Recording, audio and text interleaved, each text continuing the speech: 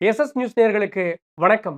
தேர்தல் களம் சூடுபிடிச்சிருச்சு. எல்லா கட்சிகளும் தங்களுடைய வேட்பாளர்களை அறிவிச்சிட்டாங்க. வேட்பாளர்கள் களத்துக்கும் போயிட்டாங்க. இந்த நட்சத்திர வேட்பாளர்கள் தொகுதிகளில் என்ன தாக்கத்தை ஏற்படுத்துவாங்க, எந்த கணக்குல நட்சத்திர வேட்பாளர்கள் களமிறக்கப்பட்டிருக்காங்க அப்படின்றது பற்றின பல கேள்விகள் இருக்கிறது. நம்மோடு 2 சிறப்பு விருந்தினர்கள் இணைகிறார்கள். ஒருவர் மூத்த பத்திரிகையாளர் திரு ஜுபேர், நிகழ்ச்சிக்கு அவரை வரவேற்கிறேன்.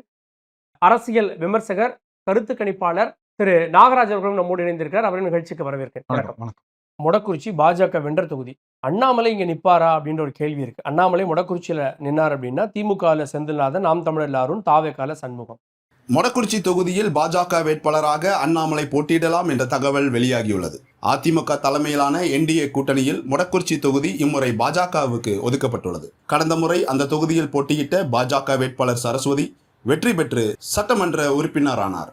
1967 ஆண்டு முதல் 2021 வரையிலான காலகட்டத்தில் மொடக்குறிச்சியில் வெவ்வேறு கட்சிகள் வெற்றி பெற்றுள்ளன.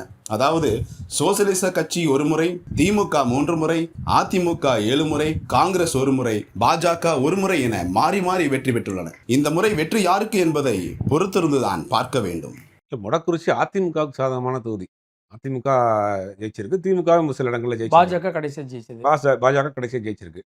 இப்போ அங்கே கேண்டிடேட்டை வச்சு தான் நம்ம அந்த யாருங்கிறத முடிவு பண்ண.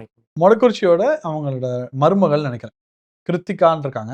அவங்க ஃபீல்டு ஒர்க்கர் தான். ஆக்சுவலி என்னதான் சரஸ்வதி அம்மா வந்து எம்எல்ஏவா இருந்தாலும் மொத்த தொகுதியை பார்த்தது வந்து கிருத்திகா மேடம் தான்.